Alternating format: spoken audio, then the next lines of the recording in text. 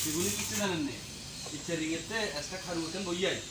তারপর এর মধ্যে ফিরে রেখে দুটো বাড়ি করে দিয়েছে ওই খারু নিয়ে লাগাইয়া